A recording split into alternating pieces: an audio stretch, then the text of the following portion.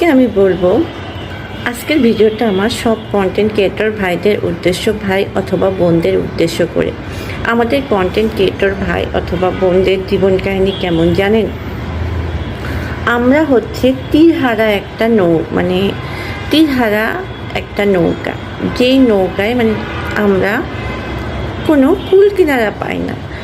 আমরা এমন একটা মাছ সমুদ্রের মধ্যে পড়ে আছি যে না পাচ্ছি আমরা কাজটা ছাড়তে, না পাচ্ছি কাজটা মনোযোগ সহকারে করতে। ওই যে আমাদের মনে অস্থিরতা, উদ্বেগ, সাফল্য কবে পাবো সেটা নিয়ে দুশ্চিন্তা, সব কিছু মিলিয়ে আমরা একেবারে অস্থিরতার মধ্যে ভুগছি। একটা অস্থিরতার মধ্যে ভুগছি। কিন্তু আমরা তো জীবনে অনেক রকমই পরীক্ষা দিই। জীবনে কতই না আমরা পরীক্ষা দিয়েছি। পরীক্ষা দেওয়ার পর তারপর আমরা সেখানে গিয়ে সাফল্য হয়েছি। তো এটাও একটা পরীক্ষা হিসাবে ধরি, এবং এখান থেকে আমি কি আর্ন করব কি করব না এসব চিন্তা বাদ দিয়ে এটাকে একটু কাজ হিসাবে এনজয় করি।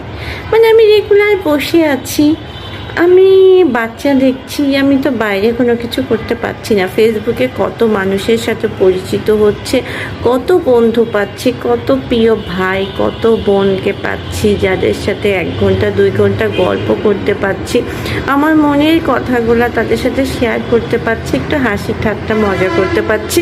এটাই বা কম কিসের? এটা যখন আমি ভেবে কাজ করব তখন কিন্তু আমার মন থেকে অস্থিরতা, উদ্বেগ, উৎকণ্ঠা সব কিছু চলে যাবে। বাট যখন আমি এটা ভাববো না, তখন কিন্তু আমার মনের মধ্যে ভর করবে ওই যে দুশ্চিন্তা, যে আমি ফেসবুক থেকে কবে আর্ন করবো, কিছুই হচ্ছে না, এতদিন ধরে কাজ করছি কিছুই পাচ্ছি না। আসলে এটা এমন একটা প্ল্যাটফর্ম যেখানে হচ্ছে ওইটা না ভেবে এইভাবে যদি কাজ করা যায়, সাফল্য কিন্তু হাতছানি দিয়ে ডাকবে। এবং মন থেকে সব রকম দুশ্চিন্তা, উদ্বেগ এগুলা দূর করে ফেলতে হবে এবং চেষ্টা করে যেতে হবে। সর্বোপরি চেষ্টা করে যেতে হবে। চেষ্টার উপরে কোনো কিছু নেই।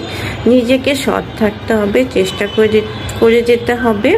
এবং যারা আপনার পাশে চায়, যারা আপনাকে করতে চায়, সাপোর্ট করতে চায়, তাদের পাশে আপনি থাকবেন। অযথা যারা আপনাকে একটা ব্যাড কমেন্ট করবে, যাদের কমেন্ট শুনলে আপনার মনটা খারাপ হয়ে যায়, আপনাকে তো সাপোর্ট করেই না, উল্টা 2-1 কটু কথা বলে, কি দরকার তাদেরকে রাখার? তাদেরকে আপনি আপনার প্রোফাইল থেকে ডিলিট করে দিন, রিমুভ করে দিন। দেখবেন যে আপনি অনেক ভালো ভালো ভাইয়া আপুরা পাবেন যারা এই লাইনে